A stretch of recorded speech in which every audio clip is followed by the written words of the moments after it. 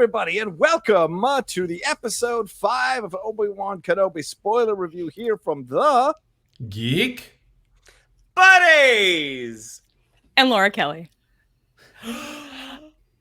Hey!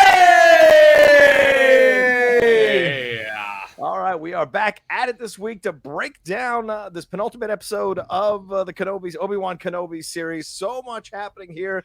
The reveal we all pretty much guessed was coming was revealed. We also got some more with some badassery from Darth Vader there, showing the full power.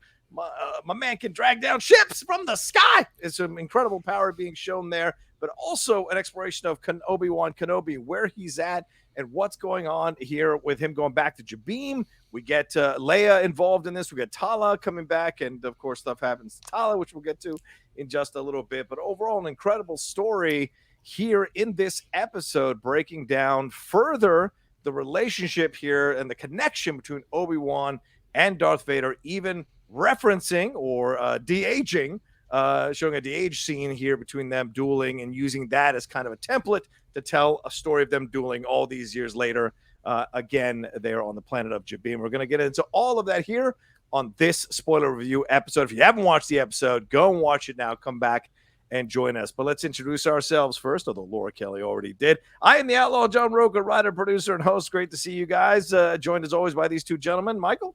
I am Michael Vogel. I'm a writer and producer of animated TV shows and movies. Shan? This is Shannon McClung. I'm an animation writer and a television actor where you may have seen me on Brooklyn Nine-Nine, Silicon Valley, and The Goldbergs. Yeah, and Laura Kelly joining us again. Laura, what's the what are the shows you're on right now? I am the co-host of Force Toast, a Star Wars Happy Hour, a Star Wars audio podcast, and the co-host of The Jedi Way right here with you, John Roca. Hey-o! And are you working on anything right now? Are you jumping into anything else? Is this pretty much the extent of what? Because I've been seeing your name more and more online. Are you jumping into more projects, working on other things as well? No, that's just people talking crap on me. It's pretty much just those two things. But no, I like to hop on my friends' shows every now and then when I'm invited. I like to not say no to things, so I tend to, as soon as somebody jumps into my DMs and asks if I want to come on, that's where I will be. I will always say yes. If anybody wants me on your show, if you want to talk about Star Wars books especially, give me a shout because I'm always down for that. My co-host right now is behind on reading, and I need people to talk to about Star Wars books. That's right. So I'm your girl. We just got the Sith one, Brotherhood of the Sith, whatever it's called. What's Shadow of the Sith. Good so far. Sith. That's right. It's back there, right there somewhere. Anyway, all right. So let's get into things here. Once again, this is a spoiler review, so if you haven't seen it, go watch it. Come on back, Mikey. Overall thoughts on this episode 5 of Obi-Wan Kenobi? I enjoyed the episode. I think that this episode represents everything that the show is doing at its best. And I think this episode also represents the things where the show falters. I think this show has a little bit of both. I think as we've been talking through the episodes and the episodes that have really grabbed us and the episodes that maybe didn't so much, I think as I was watching this episode, I kind of had a Laura Kelly on one shoulder and a Shannon McClung on the other shoulder. And I was like, oh, that's great. And I was like, oh, yeah, that's where I feel like they don't do as strongly. I think that they are very singular in their vision for this show, and when they are dropped in on that Obi-Wan Anakin stuff, the third sister stuff, I think they tell a really strong story. I think a lot of the business around it, with the other characters that are going on, kind of sometimes falters a bit, and I think that was evident in this episode. So can't wait to talk about specifics. Right on. And when they're on your shoulders, I'm probably sitting in your nap, nestled in your chest. Laura Kelly, thoughts on episode? Like a little baby. Little baby John. Little baby Johnny. Little baby Johnny right here. God help you. Have you seen the previews for What We Do in the Shadows for the new season? Little baby energy vampire. It's going to be the greatest thing to see this season.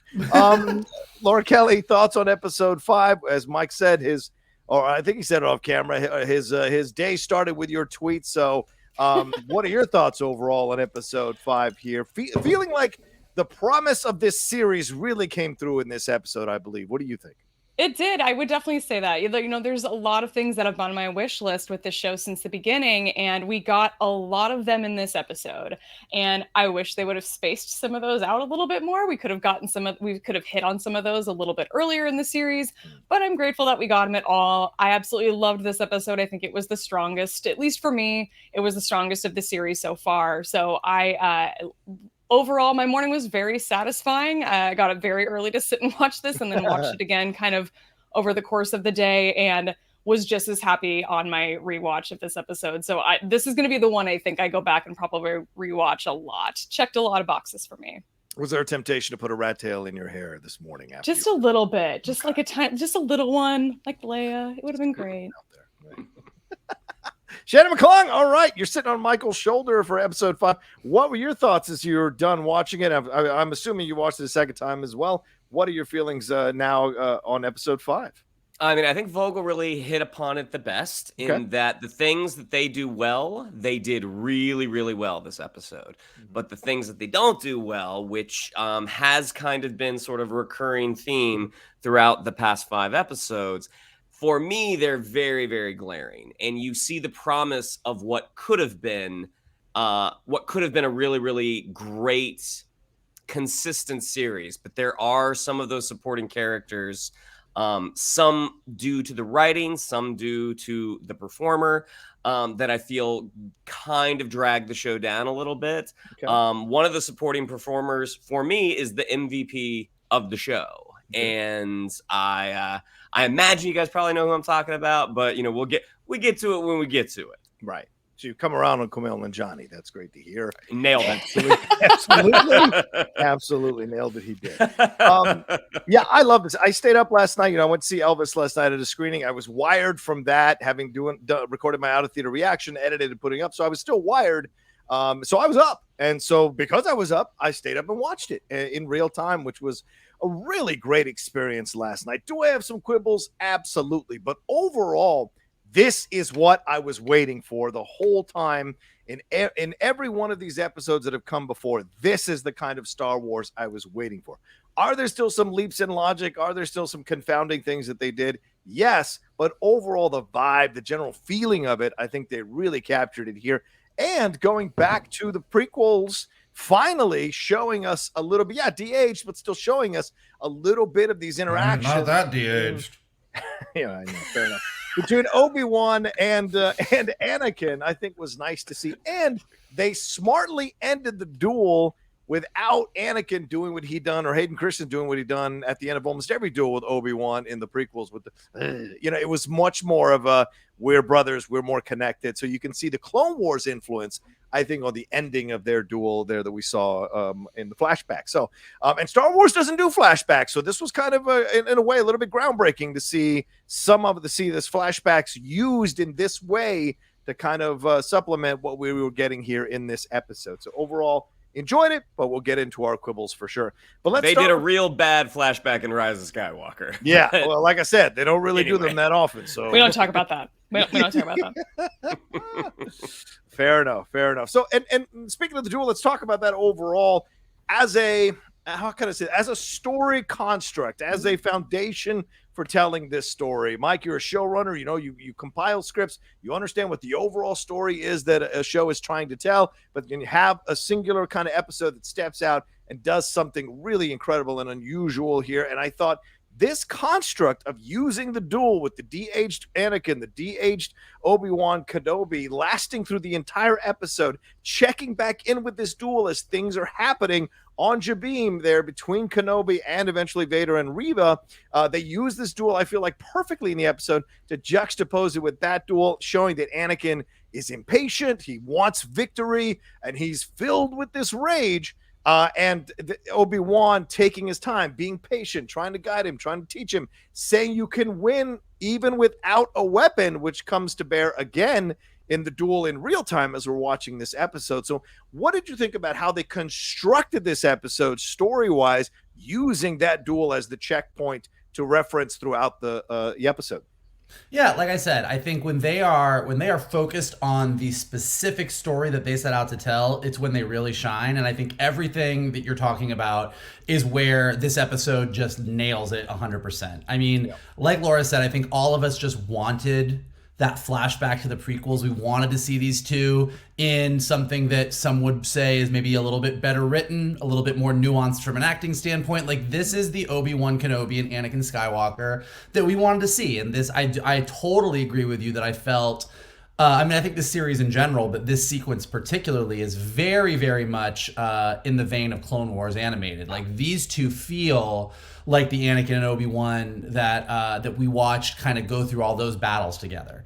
And I think the way that they used the battle to sort of illustrate how well these two know each other, I think just worked great. And I think I said this in the third episode.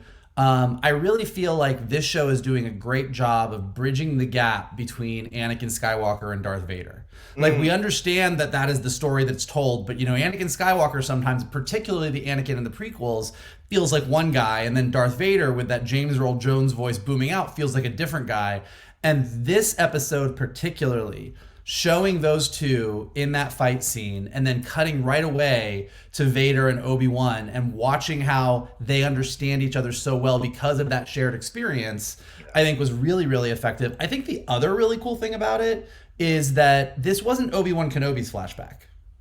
Like, this is very clearly the way you cut in and out of it. This is Anakin. On his way to Jabiim, remembering this fight, thinking back to this time. And so even though it really informs the decisions of both characters, like, we see that Obi-Wan knows Anakin well enough to know that he's just going to attack and he's just going to run in. And, like, you see that it really, both of them have learned a lot. The fact that it's Anakin or Vader's flashback, I think the way that they humanize Vader without making him less scary, I think is really, really, really well done. Yeah. Laura, thoughts on this? I mean, you're a Clone Wars fan as well, and the prequels here, we're going back to this time. Did you like that they used this scene? You know, a lot of people were speculating that we get, you know, a scene from the Clone Wars in live action as the flashback. This kind of accomplishes that, but not 100%. Obviously, this is not a scene we've seen in Clone Wars necessarily, but just a scene you can see happening in Clone Wars. So did you like the story using Joby Harold being the writer here, using this as the foundational piece to tell this particular story in this particular episode? I really do. I like how they handled it a lot. And I think, you know, a lot of us were really hoping for like a sort of, maybe it's mid-battle. I really wanted to see these two characters in their Clone Wars armor. I thought that'd be really cool. But as always, you know, Star Wars fans just want to see the most badass Star Wars version of the thing that they can get. And I really like that they actually decided to not go that route in this situation and make it like this is a sort of, you know, training component that we're going through. This is a part of Anakin's Jedi trials, or maybe if it's just practice for the Jedi trials, I'm not sure.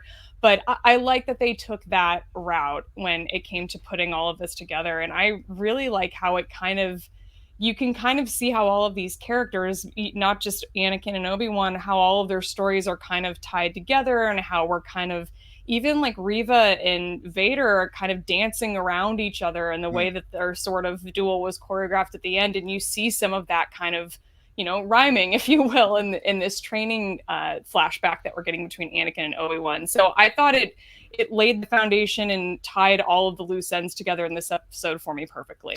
That's a great point you bring up, Laura. Shannon, I mean, 3 duels essentially are happening here in the episode. We're seeing the flashback duel, the mental duel between Kenobi and Anakin in real time in the episode, and then also later Reva and Darth Vader. So thoughts on how they're using the duel from the Clone Wars here, or from the prequel era here in this episode, and how they're using it to tell the story. And why do you think they didn't de-age these guys? Talk. Well, I don't think you had to do very much to Ewan McGregor. He essentially looks the same way that he did back in 2002. Right. I mean, they did a little bit on him. With Hayden Christensen, and we've talked about this before. Are you trying to tell me the man hasn't aged in 2 decades? Are you insane? He's been through a divorce. He's had children. The man has aged, for God's sake. saying they didn't have to do very much for him. Okay, he physically, he has kind of remained the same. They probably had to soften some lines and some wrinkles. Whereas Hayden Christensen, when they did this, you know, he was a young man, and he has filled out. And we've talked about how, especially with the MCU, when they would de-age Sam Jackson, when they would de-age Michael Douglas, you can de-age the face, you can't necessarily de-age the body. And so that's why I think Anakin looked a little bulkier than we remember him, but he still looked awesome. Using that duel as a framing device for the entire episode, that was a genius writing move, because you not only get to see the way that these guys are able to semi-predict what the other is going to do, but you get the sense of how well they really knew each other. And that's one of the things, and that kind of leans into the tragedy of their relationship, of how everything went down. Especially that moment where, we've seen this move before. We saw it in Return of the Jedi with Luke and Vader. We saw it, just in episode 3, that moment where Darth is just hammering down on that lightsaber of Obi-Wan, and then you see it again, but you see it with Anakin. Right. And you get the sense that what Obi-Wan says, he's not patient enough for a siege. Yeah. Like, it was so intelligently done and really, really satisfying. Yeah, I agree. I loved it as a framing device, as you said, Shannon. I really enjoyed the way it worked throughout the episode, and I thought that those were the highlights. As Michael said, the things they did really, really well, I thought they did really, really well as well, and certainly the framing device here works so well. And, of course, there are other ways to fight, right, is something that Sir Alec Guinness, a variation, said in A New Hope, right? There are alternatives to fighting. So this idea that it we're kind of still echoing what we're going to see later on. It's like poetry. Huh? Yeah, it's like poetry. It's like poetry. It rhymes. Very well said. All right, let's jump into this. Let's jump into Reva right off the bat. I mean, she's the first person I want to talk about. I mean, we see her get what she wants. She becomes the Grand Inquisitor. It's pretty fast how she kind of rises up in the ranks here, but then I feel like you can do that. And, of course, maybe you can argue that because they're going to turn on her at the end, they let her rise through the ranks so they could be in that position. We see that she's used Lola to kind of track down what's going on here with Kenobi and with Leia, and then shutting down that base so it can't let the ships out there. And then we see her arrive on Jabiim. And then when Kenobi goes up to talk to her to try to kind of delay this whole situation, give them more time to maybe escape, then we hear through the metal door that Reva is actually a youngling, which all of us pretty much guessed, and is doing what she's doing not because she's turned to the dark side, rather for another reason, which is she wants to kill Vader because she remembers that Anakin was the one that showed up and killed all her friends, and really in a unsettling connection to our real world, she says how she covered herself in blood and hid away. And we've heard from that 11-year-old girl in Uvalde who said the same thing, that she covered herself in her fellow classmates' blood and played dead so she wouldn't be killed by that shooter. So I found that to be a really powerful moment that I'm sure they didn't intend necessarily to connect to something that was so recent. But then we hear also that she blames Kenobi for what happened here and doesn't want to take his help, doesn't need his help. She's going to do what she's going to do, leads the attack with the stormtroopers. Then after Vader rips that ship to pieces and gets psyched out, she tries to kill Vader. They have an interesting duel, a fun duel for the most part, although there are elements that I thought some of the choreography of the show or the shooting of it by Deborah Chow maybe wasn't the best angles. But in the end, she's stabbed by Vader. The other Grand Inquisitor shows up, takes his badge back, leaves her with a comment about they're going to leave you in the gutter where we found you, and they inexplicably leave her alive. So talk to me, Laura. You are a big Reva fan. So is Kenobi been a coming out party for Reva rather than a let's revisit with Kenobi show here? Because it feels that way after this episode. What are your thoughts? It has for me, and I don't think a lot of people went into the show knowing it was going to be that way, and I am totally on board for it, and not a lot of people, I think, agree with me, which is fine.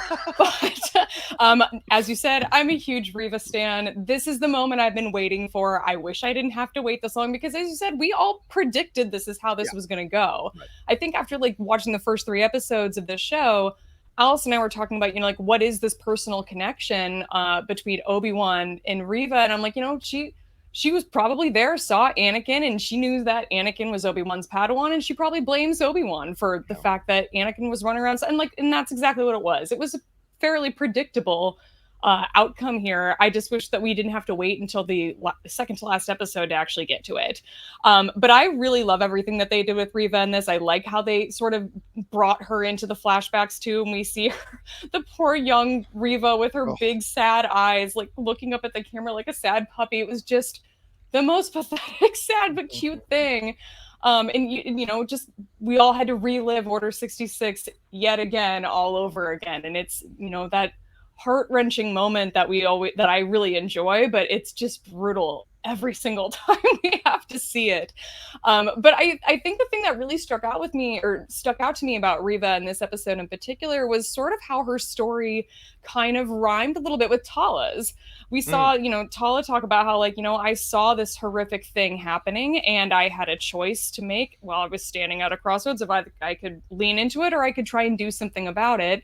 And she ended up turning her back on the Empire and going with the good guys. And Reva kind of went the opposite way. She saw this horrific thing happen.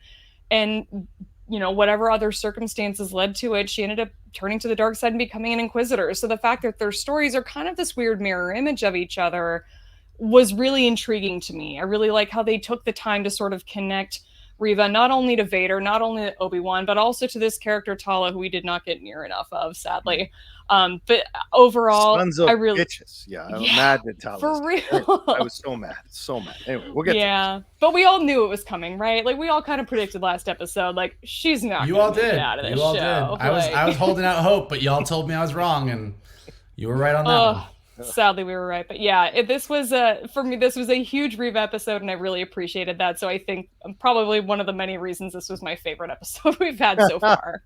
Fair enough. Thoughts, Shannon, on how they handled Reva through the episode? Moses Ingram's performance here, really getting a lot to do. Finally, a lot of scenery to chew, a lot of dialogue to speak. Seeing the changes in her status throughout, from beginning as the Grand Inquisitor to ending up as a stabbed former third sister there, lying on the ground, getting information about Luke and Leia and Anakin, but still on the ground and left for dead. So thoughts about how the journey went with her throughout this episode and what you thought of Moses Ingram's performance as well in this episode. I mean, Moses Ingram's performance was the highlight of this section. I thought she did a really, really nice job, and I really liked that scene between her and Obi-Wan in between that door. Like I was like, this is really, really strong stuff. Again, I think she's been the best when she has those more quiet, introspective moments. I think when she has to get big and she has to get loud, it doesn't always come off as convincing. But I mean, I will retract that for this episode when the stormtroopers have that that cannon and that light them up, like that I thought all worked really, really well. The thing with the connection with Kenobi, I feel like that could have been a little stronger, because it's like, I get that, okay, he was Obi-Wan's master, but it's like that doesn't totally connect for me. It's like I think I want Obi-Wan's Padawans. What you're saying? Is that what you're saying? Anakin was Obi-Wan's Padawan. Yeah. So the fact that Anakin did this horrible thing, she wants revenge on Anakin, and she sort of tangentially blames Obi-Wan, or she's using Obi-Wan as bait to get to Anakin. And I think that part of the story presents a lot of questions. It's like, okay, I think if it had been established, like she'd never seen Vader, like the opportunities to get to Vader are so few and far between. That's just something that hasn't really been established. And again, like I don't get, is it like a genuine hate for Obi-Wan, or is he just a means to an end? And it seems like it's both, but it's also neither. That part of the writing I thought was not as strong. Like I would have liked a little more clarity. The duel with Vader I actually liked, because you just get the sense that he is toying with her. Like she is so not in the ballpark of where she should be to try and take on this Dark Lord of the Sith. So the fact that he didn't even use a lightsaber for the first half, I really enjoyed that. And once he did kind of stab her, I mean, it was, that was heartbreaking, because you finally get where this character has been coming from. Like, you get to, it's the field of dreams. Like you're this close to achieving your goal, and then you watch it walk by. I don't know why Vader wouldn't have gone for the kill shot, and like why he kind of stab her in the stomach. And also the fact that the Grand Inquisitor was kind of hiding behind the scenes, like, should I make my entrance? Should I make my entrance? Should I make my entrance? Like that reveal was a little like, I get what they wanted to do, but that reveal was, aha, and here I am. I've been here the whole time. That I thought I don't know how you direct that better, so I'll put that on the writing. I thought that was a little weak. But overall, Reva with Moses Ingram, I thought, this was for the most part very satisfying. Fair enough.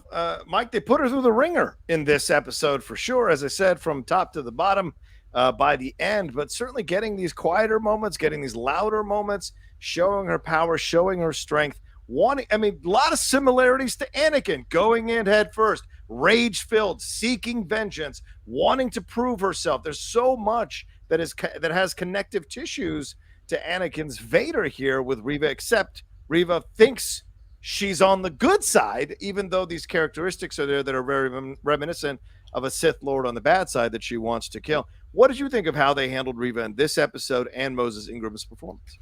I agree with both Laura and Shannon pretty much across the board on all of it. Like, I think she did a great job. I think she is a very interesting character. I think I said this last week, like, I kind of felt like when the big reveal happened, when Obi-Wan was like, you were the youngling, it's like, well, since we've all known that since episode 1, for the most part, it didn't have the shock, it didn't have the surprise. And even the fact that she actually really wanted to kill Vader, I mean, I think we even discussed that a few weeks ago as a potential possibility. Yes, so I think that the reveal didn't pack the punch that it did. Now, is that their fault, or is it just that's what happens because we're all nerds and we all talk about Star Wars incessantly and like theories are gonna it's hard to do a big surprise in Star Wars today, so they get a little bit of a leeway with that. But I think that when you like Reva in terms of broad strokes is great. Like the youngling who saw Anakin kill her friends and vowed revenge and kind of leaned into the dark side for it. And she's come here at this moment. And then Obi-Wan kind of like is like, I'm going to deliver him to you. And then she has this duel. Like, it's all great. It's in the specific details, kind of like what Shannon was saying, where it's like, could have been stronger. Like, what exactly was this plan? Like, why now? Like, why does she need Obi-Wan? Like, I'm assuming she's been around Vader. Like, because all she really does at the end is, like, run up behind him and be like, ha-ha! So, she probably could have done that at other times. Like, why now? Like, what was the Obi-Wan of it all? Like, what did she think she was going to do? Or how did Obi-Wan, like, if there had been a bit more of a plan, like, even when they had that really great conversation between the two of them where he was like, he's not coming for me. I'm bringing him here for you, which was a great bit. But then she let him go back into the mines with the 2 stormtroopers to get away. But how does that really get her close to Vader? Like, had there been a little bit more of a strategy, a little bit more of a plan to all this? Like, everything that happened was cool. Like, I don't think they needed to go change everything. But if we had been in on what was going on a bit more, I think it would have made Reva's moment more impactful. Like, had she really thought she had the upper hand, and had we kind of thought, oh, like she and Obi-Wan, this is really smart. Yeah. Obviously, we're all pretty clear on the fact that she's not going to beat Vader. But if we had been like, oh, this is going to be really interesting, and then Vader turns around and is like, I knew this the whole lot. Like, there's just everything that happened was good, but it could have been done a bit more eloquently, a bit stronger, and I think it would have hit even harder. And it already hit great because the performances were great and the broad strokes were great. Yeah. You know, I think I agree with snippets of everything all three of you have said for sure. I like Moses Ingram's performance. I think they finally gave a good actress something to really sink her teeth into, and she delivered. I think Shannon's right. The quieter moments between her and Kenobi, that's one of the best dark side is actually light side reveals I've seen in quite some time. I forget homie's name in Rebels who made the switch. I didn't buy that. David Oyelowo's character, I didn't buy his switch quite as powerfully.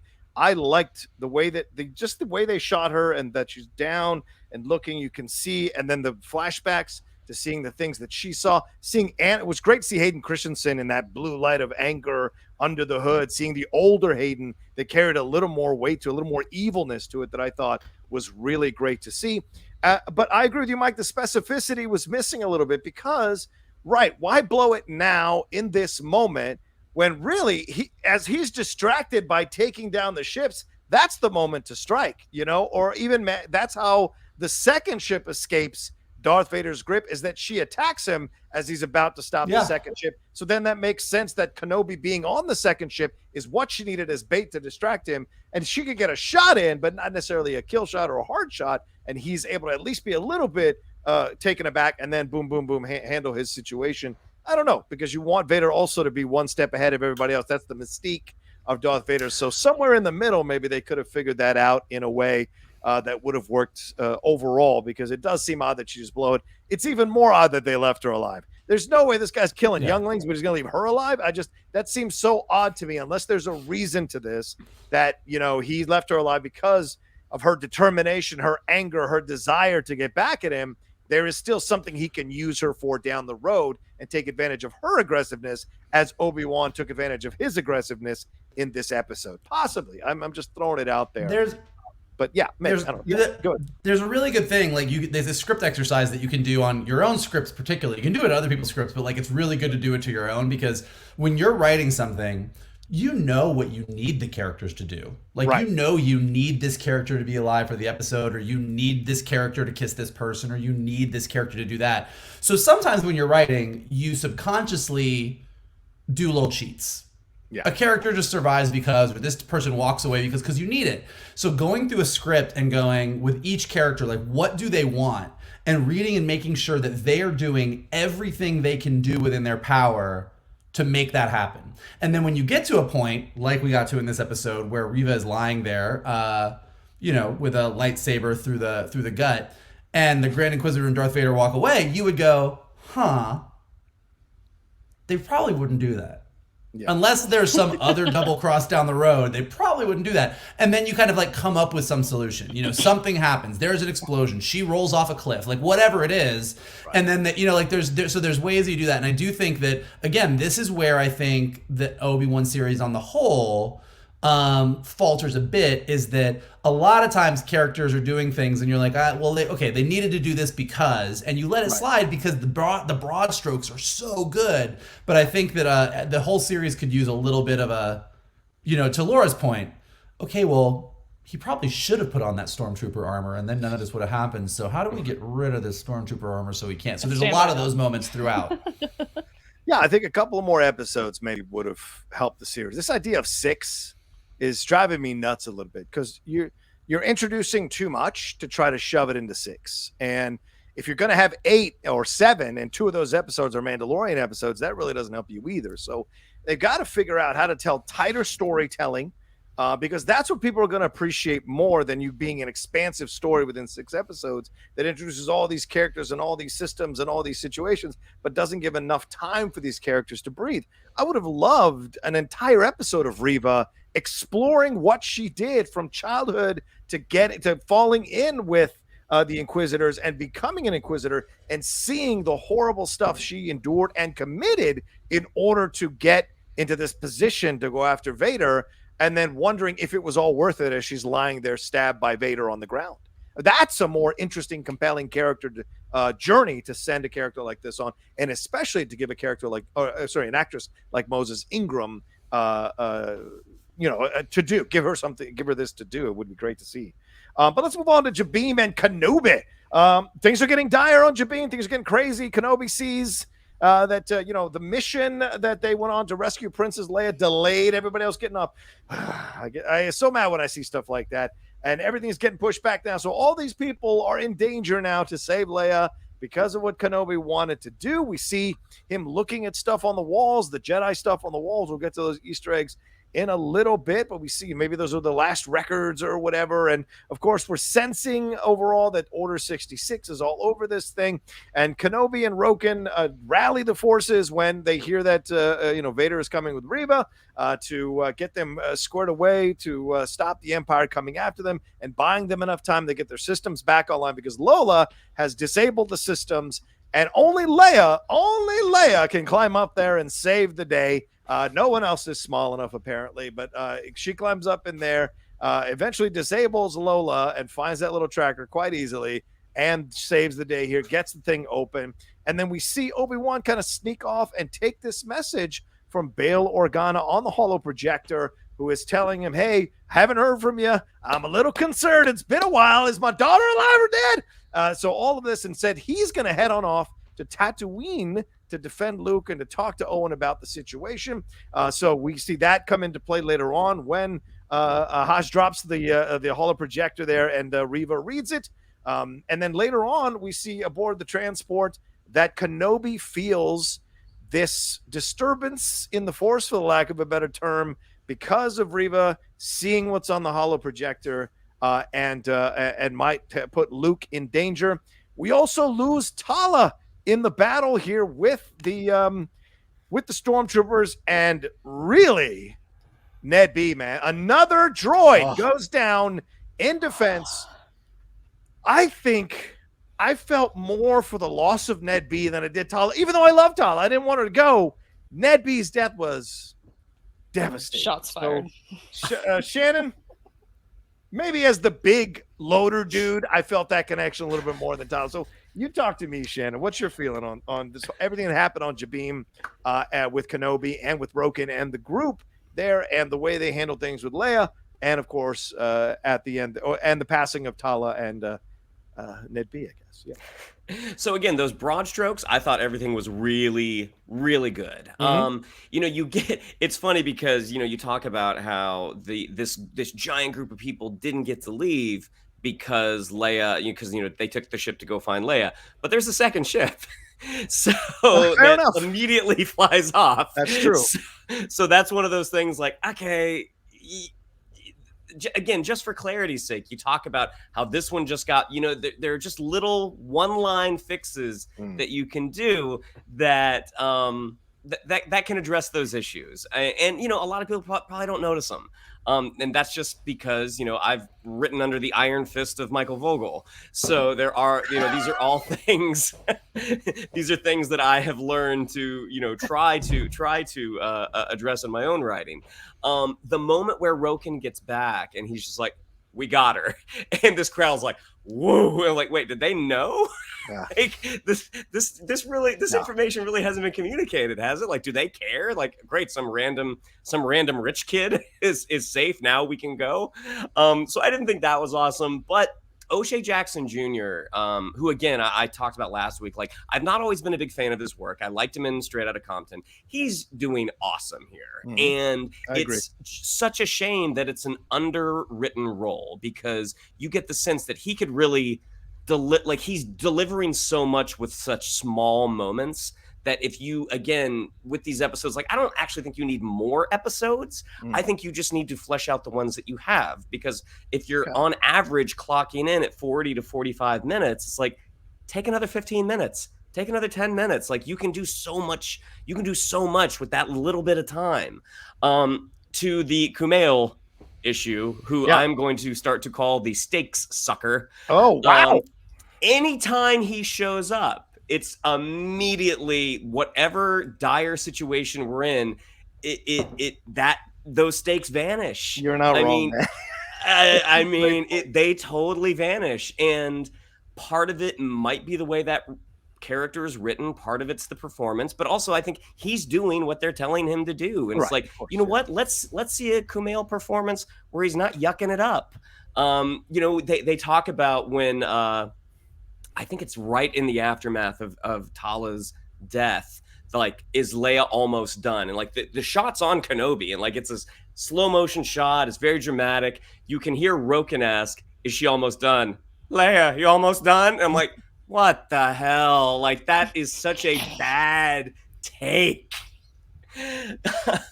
So again, not totally blaming Kumail Nanjiani. I think they made some mistakes with that character. I think there was probably a better way to do it. To Tala, who, again, she is the MVP for me. Like, she brings so much gravity and so much weight to her sequences. That moment when she's talking with Kenobi about rounding up these families, every single supporting character should have had that moment. And because maybe then you feel a little bit more for Wade if we find out something. R.I.P. R.I.P. Wade. R.I.P. Wade. Come on. We hardly knew you. But that moment where she goes, she gets hit, and Ned B had some great freaking action moments when you see him shoving those stormtroopers, throwing the one up under the ceiling. And then, like, his sort of last act as a droid is, yes, he's being shot. He's covering Tala. It's like, oh my gosh, he's doing the Arnie from Terminator 2. Like, he's literally covering John Connor. Bang, bang, bang. And then you see that, gonna get me worked up. You see her take out that thermal detonator, and may the force be with you. Oh my gosh, that's such a powerful moment. Like that. the whole action scene, like I've read some online critique, and I don't think everyone's completely wrong here, that close quarters shooting, like it's a little difficult to not stomach. It's a little difficult to believe because you have people with blasters and they're 5 feet away from each other. For me, I'm like, this is the OK Corral. Like this is like, it may not have been shot the best, but I actually liked what they did here. I liked that close quarters combat. When they go into the hand-to-hand, some of that fight choreography, it's a little sloppy. And like Tala had a moment where she, pops a stormtrooper in the open hand, pops a stormtrooper in the helmet. And it's like, I don't think that would have quite had the effect that the stuntman is selling. But so those moments I didn't think entirely worked, but the conclusion of that self-sacrifice that she made, that was incredible. Like Indira Varma is such an amazing performer, and I hope in the States we get to see more of her now. That's the definition of doing a lot with a little. And that's why when you're lucky to cast someone like Indira Varma, you are so blessed to see what she can do in the limited amount of time. And certainly that scene with Kenobi, then pulling out her blaster and showing what she's doing to make up for the 4 families that were killed and the children that were killed in her presence, like all of that carries so much weight. Yep. But it's connected to her first introduction, talking to Kobe, talking about the path, talking all the stuff that was going on there. You believed her from the beginning. And so when she has that sacrifice moment, right, it was very reminiscent of Rogue One, that moment. There's a lot of reminiscent stuff throughout this whole season to other films, for sure. Even it's like poetry. It's like poetry. You could even argue Last Jedi. They're all like stationed in this one place, fighting off as the Empire is coming. You could even argue some of that. Oh yeah, a lot of Hoth vibes. Hoth as well. Both Crate and Hoth. Is it wrong that I want to write Ned B L337 fan fiction? I kind of want to put them together as a couple and write fan fiction about. Maybe in the past I would commission that. Thank you. I think in the past they might have hung on. Ned B had to say, you know what, I gotta go. I love you, but I gotta go. I gotta do this. He's the strong silent type. Right, he does, and Elle respects it, but it breaks her heart. The only droid she ever really loved. Michael, talk to me about what happened here on Jabiim. Talk to me about the sacrifice of Tala and how Kenobi kind of coordinates all of this with Roken and Leia's contribution as well. Well, I will say Shannon is correct in that if Shannon had turned this script into me, I would have read it. And I would have said, okay, wait. So why didn't all the other people on Jabiim leave? And he's like, well, they were waiting for them to come back. Right. But what about the other ship? What other ship? Well, there's 2 ships at the end. So why didn't they use that to leave? Well, that was they were doing some construction on it. Okay, well maybe you should write that in the script. Like that is 100%. I was sitting there and I'm like, I don't know about that. So yes, I do think I echoed. I think on this on a lot of the specificity, I'm completely on board with Shannon. Like why this giant crowd was so invested in Leia. When if anything, they should have been like, ugh, we all had to wait because of her. Like there's a lot of you just get wrapped up in the momentum and you're like, I feel like this isn't quite exactly the way it should work. As far as Kumail Nanjiani goes, like there is a way that you can be humorous in tense situations. Yeah. I think in Clone Wars and Rebels, Hondo Tanaka is a classic prime example of you can be in the middle of a super intense moment and Hondo can say something and you were like, I fucking love that guy. Kumail Nanjiani is not doing that. So I think Shannon is right there too. I think that Ezra, Ezra Bridger, hey. But I think that what I did like about this episode is I liked that without having some huge moment about it, Kenobi stepped up to the plate in kind of the role that he used to play a little bit. Like we've seen him sort of struggling with things. We've seen him sort of not sure where he fits in. We've seen him totally freaked out by the return of Vader. But here he kind of steps up. He gives that speech. He's like, we can do this, guys. We're going to figure this out. And I thought that was really nice. So I think his moments, as we've said throughout, like Ewan McGregor is just like nailing this. And for anybody that thought that he didn't get to do all that we hoped he could have done in the prequels playing Obi-Wan Kenobi, I think you are getting that in spades here. Like he really is, he really has a lot of emotion to really, really sink into. And I think a lot of that emotion in at least the past couple episodes has come from Tala. Like, I think his scenes with Tala are great because, as Shannon said, she is an MVP, and you really get to see these two play really, really well off of each other. I think the close quarters battle, definitely reminiscent of Hoth, was really good. But again, I think with more specificity about what was happening, like, I think if you had really seen some of these people on Jabiim go down harder, I think if you had really seen the stormtroopers actually have some solid aim at 5 feet away, like, I think we could have made it feel more tragic, feel more intense, like really feel more visceral. And I think that would have made things feel good. All that being said, Tala's sacrifice great. And yeah, Ned B, like, that when he kneeled down in front of her, I'm kind of with Johnny. I think that Tala's death kind of happened so suddenly and wasn't shot particularly, again, eloquently. We saw that, and we saw it coming. We saw it coming. But Ned B, like, slow motion, sort of coming around and sitting down in front of her. And as far as being reminiscent of anything, and I've seen other people say this on Twitter today, like, already when they were, like, sealing off the base, my brother and I were like, oh yeah, this feels like Aliens. It feels like Aliens when they're really sealing things off to keep the aliens out. So when Ned B gets in front of her and she holds up that thermal detonator, I just looked at my brother and I was like, you always were an asshole, Gorman. Because she totally went out like Vasquez. It was a total Vasquez moment. It was. Like, to the point where I'm like, somebody really likes Aliens. I don't know if it's Deborah Chow, but somebody really, really likes Aliens. Yeah, Jamie Harrell, who wrote the episode, and Mike, Newt is essentially Leia hiding out in the vents. I mean, you could have in there too. Yeah. Anything more? I think, look, again, like, in all of this, like, I think that the broad strokes of this were fantastic, and I do think that if you had gone through that script and been like, let's tweak this a little bit, and all of it, just to be clear to anybody who's like, oh, why are you nitpicking? Like, nitpicking because it's the fine tuning. Like, they have a good story here. Like, when we get all done with this, however next week ends, we're all going to come out of this. And when we talk about the broad strokes of Obi-Wan being pulled into this, and the third sister who used to be a youngling and really wanted to kill Vader, and Vader doing what he did, and this Vader cat and mouse thing with Obi-Wan where they really kind of knew each other, like, broad strokes, we're going to love to talk about this stuff. Yeah. And it's in these little details that, like, these minor little changes, these minor little tweaks that would have, like, elevated it to a whole other level. And I say that as someone who's really enjoying the ride that we're on right now. Right, fair enough. From good to great. That's the difference. Yeah. Those little tweaks are the difference between good and great. And I want to tell some people, because some people have made these comments. It's a review, and a review's job is to analyze and break down to the nitty-gritty what is going on in a show. Just because you're pointing out some nitpicky stuff or some things that didn't 100% work doesn't mean you don't overall like it. It's about making it better, right? Look, you can point out things wrong with your family or your friends. You don't hate them, do you? You're just saying, hey, if you worked on this, you could be good to great. Yeah, fair enough. You could be good to great, though, if you worked on this. And there's the difference. Just like they say to you, if you worked on this, you can be good to great. There's possibilities. So that's what a review is for, ladies and gentlemen. I've just seen recently some comments like, why are you guys so hateful? And we're breaking it down. There's a difference.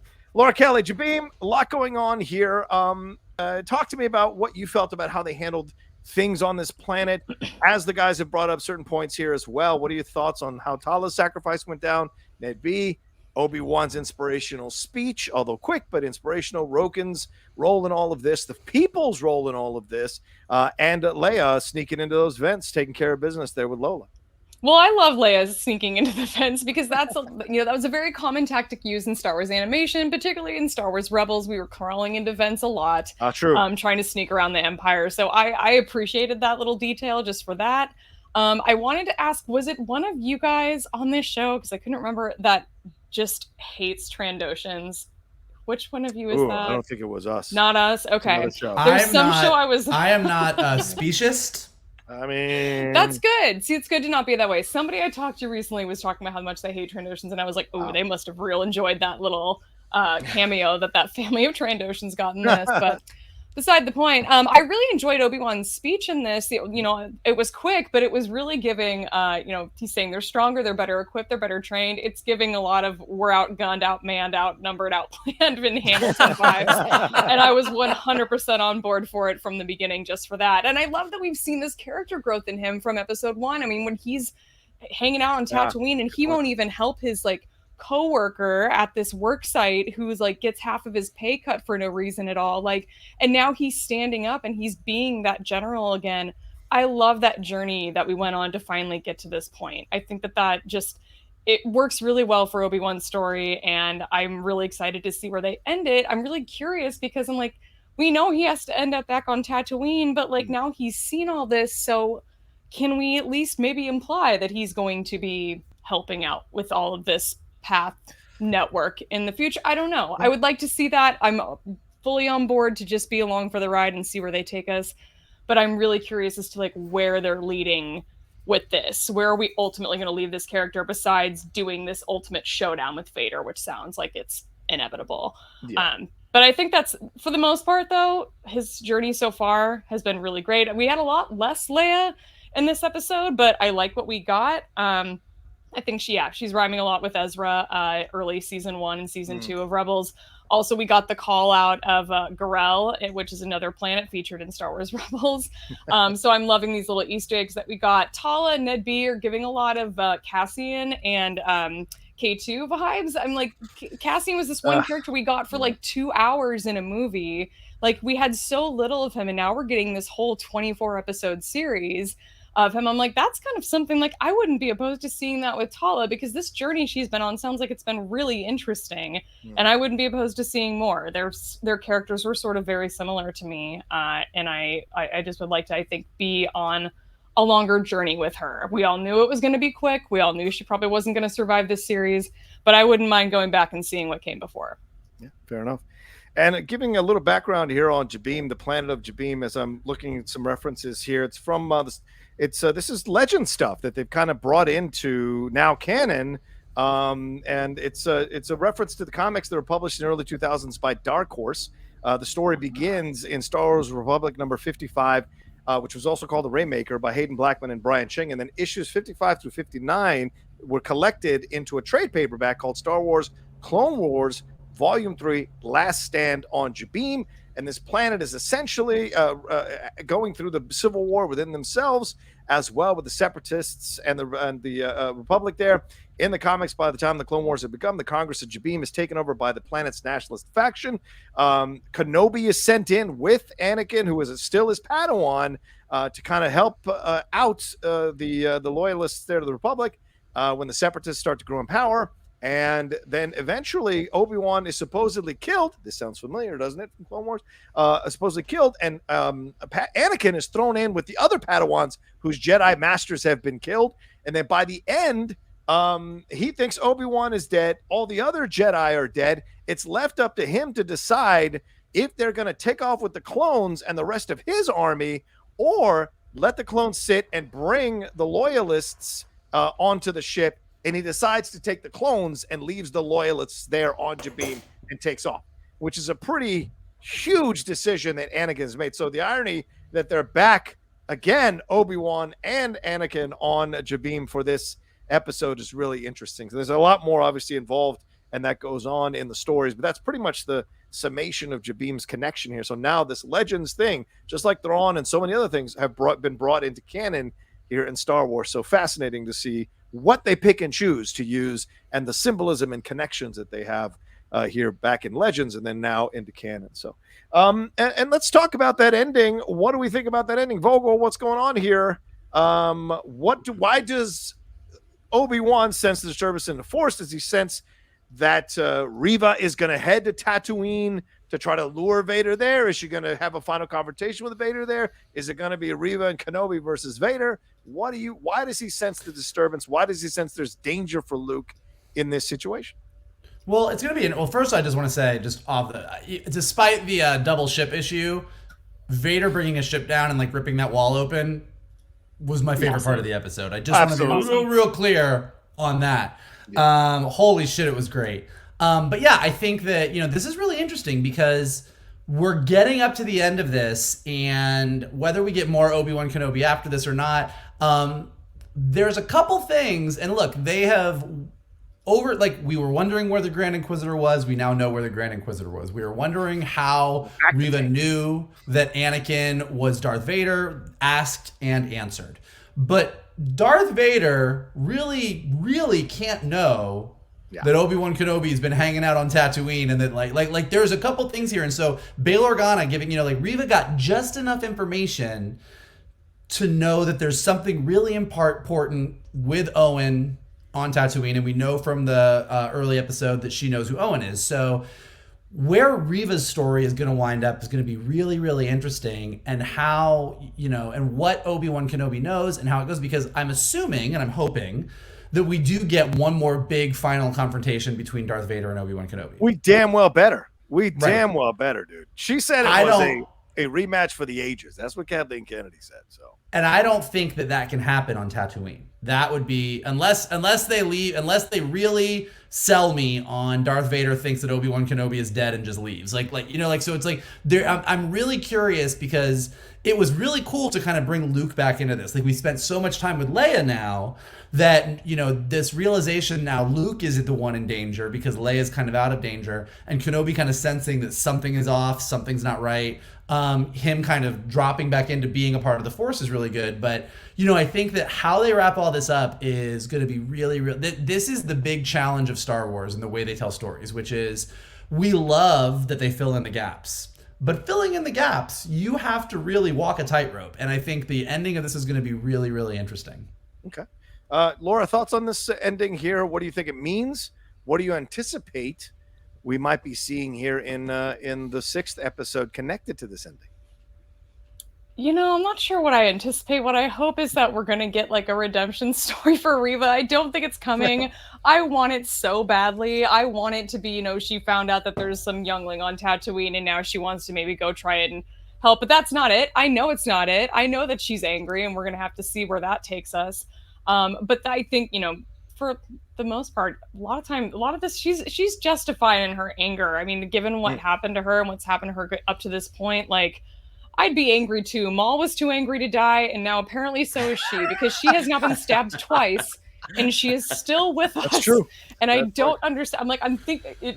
I'm flashing to Our Flag Means Death, where they're just like, you have to just get stabbed where it doesn't matter. Like, you have to avoid the right organs. And like, someone's doing that. Vader's doing that for her. So he must have been a pirate at some point. Good for him. But no, my hopes around how all of this is going to end is all centered around Reva and just wanting her to be okay. And I just know she's not going to be okay, unfortunately. But I think when we're going to see this, I think we are going to get another showdown between Obi-Wan and Anakin. I think that we've kind of built that up quite a bit at this point, and I think that we've got to bring that back around. So I think that's inevitable. I'm also kind of hoping that the last episode's like 2 hours long. That's also too much to ask, but that would be really nice to be able to wrap up. What do you think this is? Stranger Things? Yeah, I know. Right? Come on. I ask too much. I know that. I'll be curious to see if we get more helicopter lightsabers, because that seems to really ignite something in people. There's a lot of anger around those for some reason. I think they're funny. But I think one of the things that we saw a lot in this episode was, in getting our sort of multiple duels, was kind of getting to see how people have learned and progressed. And it kind of reminded me a lot of like the Maul Kenobi duel on Tatooine in season 3 of Rebels, where we kind of learned like Maul never learned. He tries to use that same move on Obi-Wan to take him out that he used to kill Qui-Gon, but Obi-Wan learned and he adapted, and that's how he's able to be successful. And we're seeing in these flashback, scenes with Vader that Vader has learned. He has adapted. He knows how to fight without his weapon. All he needed was the Force on his side for the first half of his duel with Reva before he did ultimately bring the saber into it. But it was just really interesting to kind of get to see how we're kind of filling in these characters in this time period we really don't have a whole lot about. So I'm excited to see where they end it, and if they're going to leave it open-ended for a potential season 2 of this limited series. I mean, we're hearing rumors of a spinoff, and it would be great to see, I think, Obi-Wan doing something besides just sitting on Tatooine. That's what we were all hoping. I think the show wouldn't just be him sitting on Tatooine, and we got it. Let's keep the momentum going, because I feel like they would all be on board. I don't know, Ewan seems to be having a good time. Him and Reva and Anakin all on the press tour together. They all seem to enjoy themselves. So keep it going. Yeah, Shannon, thoughts on the ending here, and what do you think it's going to connect up to in episode 6? Is why does Kenobi sense a disturbance? Why are we seeing a shot of Luke, in the fetal position on his pillow, asleep? What is the point of this ending? I have no idea. because because the moment that he's like, I sent a disturbance to the Force, Reva's looking at the message from Bail Organa. Yeah. We see Luke. It's like, okay, Vader doesn't know to go there, so I don't know what's going to happen. I mean, at this point, the ship has gotten away. My presumption is that a chase is going to ensue because that next duel. If there is a next duel, I think they said 2. Technically, this episode, that was a duel between Anakin and Obi-Wan. Oh my God! I hope that's. Oh my God! That will be a crime if that is the one she was talking about. Yeah. But yeah, right now I don't know, because my guess is similar to Vogel's. Like, it can't be on Tatooine. Like that doesn't line up. Too much sand. There's no way. Too much sand. Yeah, Sand. it gets hates everywhere. Well, we know. I mean, here's what we know. We know that the hyperdrive on that ship is busted. It is. Mhm. And that they're being chased by an Imperial Star Destroyer. Mhm. So we know that that's happening. So we know, aside from like Reva knowing what she knows, and I am assuming Reva is going to go to Tatooine. Like, Reva's not reporting into Vader anymore. Like, that's clearly done. So Reva's just a free agent. Now, why she would choose to go to Tatooine, what she thinks she's going to get out of this information, TBD. But I'm assuming that Reva, like, if you just look at the momentum, Reva's information would lead her to Tatooine. Meanwhile, you've got Leia and a bunch of civilians on this ship being chased by an Imperial Star Destroyer with Darth Vader on it. So maybe Obi-Wan has to fight Vader and get away to go. Like there's... Maybe it's an Imperial Star Destroyer fight that we see. I don't know. You know, she said a fight for the ages, and certainly going back in flashbacks and having them mentally duel could fit that definition. So you've really messed me up now. I mean, that fight that we got in episode 3, that was a fight. That was an ass whooping for the ages. So yeah, I don't know how this is going to turn out right now. I'm really curious. I mean, I will tell you this. Despite nitpicks, I'm excited. Yeah, I'm excited, but I will tell you this. Yeah.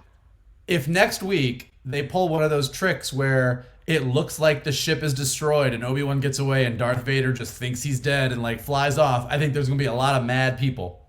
Yeah, people were very upset that he left Reva alive. I think it has to be for a reason. So I want to hold out hope that there's a reason for it. But here's a possibility. Reva now knows that that Luke is Anakin's son. Does she though? I don't know if she necessarily knows that. There's a connection. How does she know that? Well, she hears, right? Doesn't she hear? Well, you got to protect the kids or whatever. I don't want the thing is busted. She only hears very specific bits of info. Like, there's a reason she doesn't get that whole message. Do you remember? So I don't think she hears. If he's found you, if he's learned of the children, all head to Tatooine.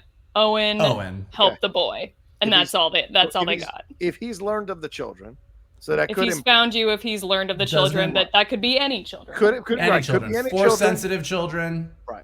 He could. I mean, I don't think it'll be too much of a leap in logic to think it's Anakin. She could assume it's Anakin. So anything, either she's going there to protect the children, or she's going there to kill the children to get back at Anakin if she finds out that Anakin is the father of these kids. I don't know.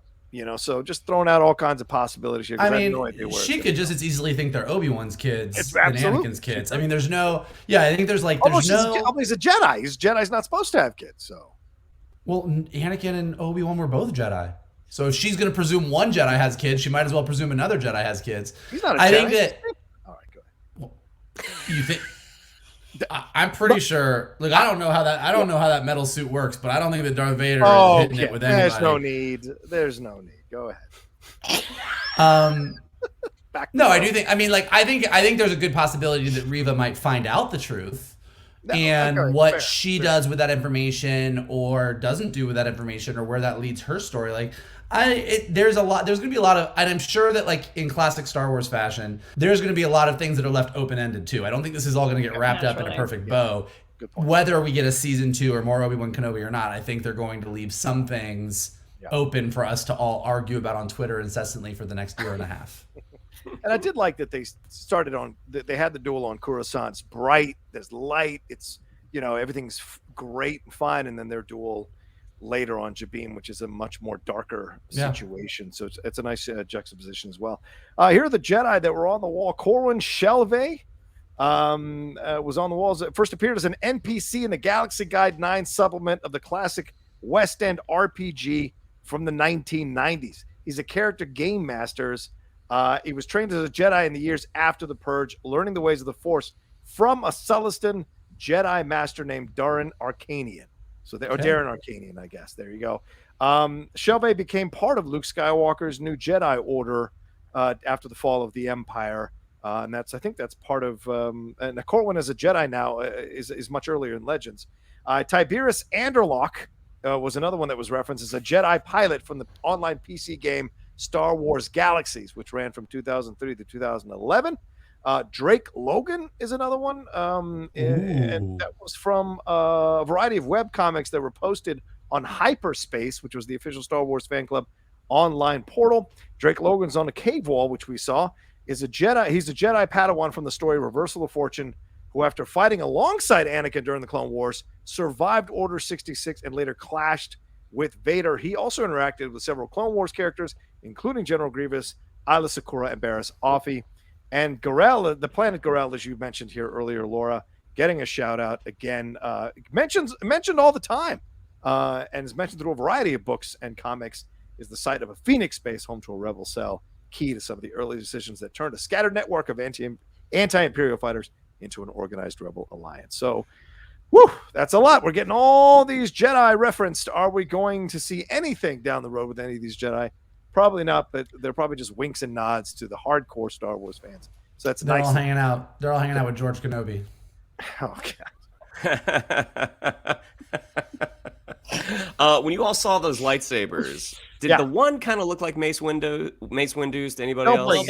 A little bit.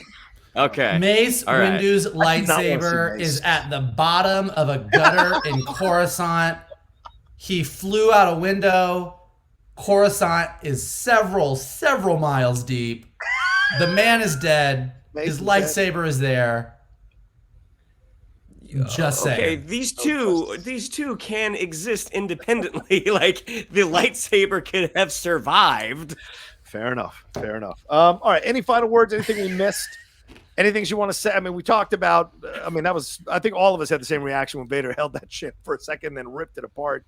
What a moment! That was cool. That was cool. I mean, that's when your nerdgasm happens, when that moment happens. And it is. What about the final duel?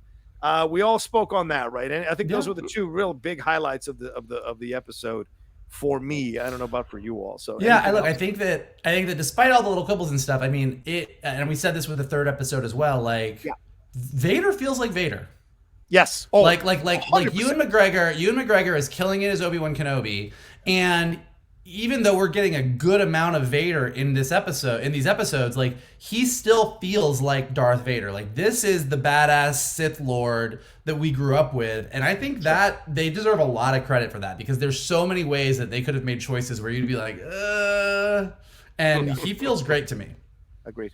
Any final words, Laura or Shannon? I'll mention that the Star Wars Brotherhood book by Mike Chen came out not too long ago, and that had to have been very good, very strategic planning on the part of Del Rey, because reading that right before watching this show, it just makes that tragedy of Obi-Wan and Anakin so much more profound. That was done purposely, and it was done well, that release time. So bravo to them. Yeah, but pick it up now. It's available, as Laura said, it just came out a few weeks ago. Shannon, any final thoughts? Yeah, despite nitpicks and quibbles, which some folks really have an issue with our issues. It's Star Wars fandom, son. Yeah. Despite all that, we keep coming back to this because we enjoy it. And folks are like, if you hate it that much, don't watch. It's like, no, I'm literally going to watch almost everything Star Wars that comes out. If I had more time, I would read everything Star Wars that comes out. And just because, we have little speed bumps here and there, that doesn't detract from our love of Star Wars at all. I don't know. Well, and I do think, I was talking to a friend of mine on Twitter about this, but I understand. I think the reason people get upset sometimes is because so much of the Star Wars fandom on Twitter, like, just wants to hate everything. Like, they kind of dive in and like, oh, this was horrible and this was horrible and I hated this. And then there's the other side of Star Wars fandom that almost in reaction to that just like violently loves everything that they see because they're like, it's Star Wars, we love this, like, it makes me feel good. And I'm like, and I think that we kind of try and sit in the middle, which is, I do kind of love everything Star Wars, and I also don't mind pointing out the things that like make me laugh. Like, you know, I think that like Leia hiding under Obi-Wan Kenobi's coat will give me giggles for the next 10 years. Like, I just find it funny. I find it funny, just like I find it funny that stormtrooper that hits his head on the Death Star in the first movie, or in Return of the Jedi, that one Mon Calamari in the background when Admiral Akbar is like ordering things around, who's just pointing at props and going like this. He might be my favorite Mon Calamari. So I think when you really, really love something, just like I do to John and Shannon, you get to point out the things that are silly about them because you love them so much. Amen. And yeah, I mean, yeah, whatever. And vice versa. Silly. How dare you? We're serious now. I do want to give one shout out to Natalie Holt. I think the music was great in this episode. There were some really strong music cues that accentuated the moments that were happening, both the quieter moments and the larger moments. Yeah. And I think that final shot, that final music cue with Luke there in the final shot was great. So there's a great variation on the Imperial March that's playing while Vader's like marching through the hallways a couple of times. It's perfect. It's great. Right. So last thing, I promise. Yes. I love Natalie Holt's score from Loki. I like Obi-Wan. Man, I wish they'd use the Imperial March. Once or twice when you see Vader walking, it's like, why can't we just hear dun, dun, dun, dun, dun, dun, dun. Just once? I would really like that. And somewhere there's on another show, someone's going, I'm so glad they didn't use the Imperial March. Enough with the homages to the old stuff. You know the balance. It's always the balance. All right, well, there you go. That's our review, spoiler review of episode 5 here of Obi-Wan Kenobi, the possibly limited series, or maybe the first season of this show here from Disney Plus and Lucasfilm.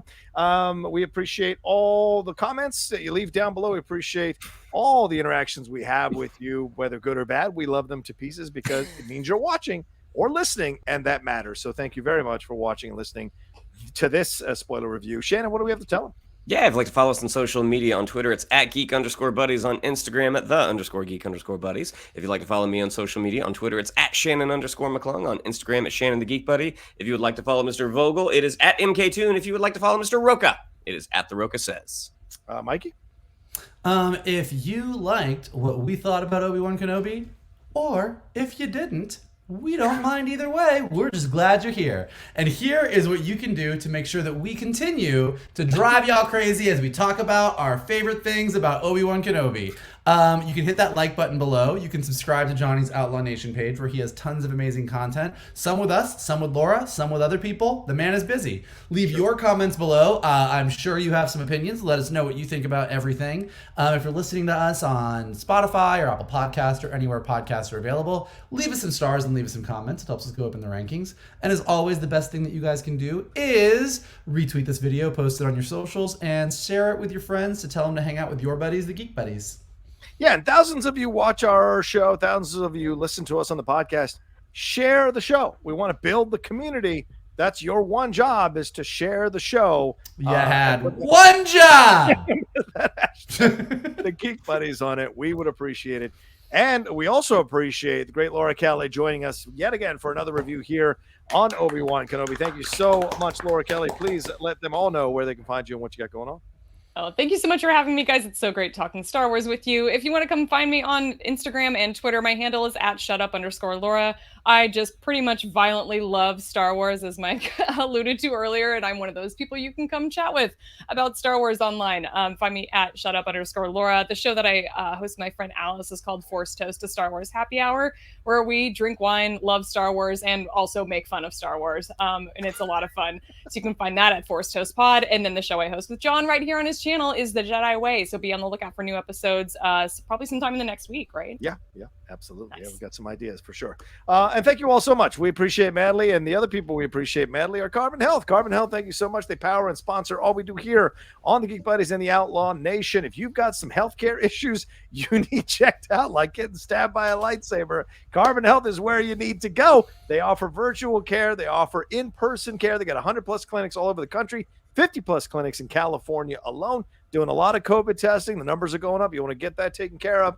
But hey, if you've got any questions or concerns, download the app. Yeah. They've got an app for you as well. Have a doc in your pocket so you can reference any of those questions and any of those answers they have available for you from carbonhealth.com. So, all right. That's how the Grand Inquisitor survived, actually. Yeah, probably. He called Carbon Health. To leave a little bitchy comment too. I like that he's bitchy, a little bitchy. I dig it. I respect it. All right. Well, thank you all so much, and we'll talk to you next time with another brand new spoiler review episode here from the Geek Buddies And Laura Kelly.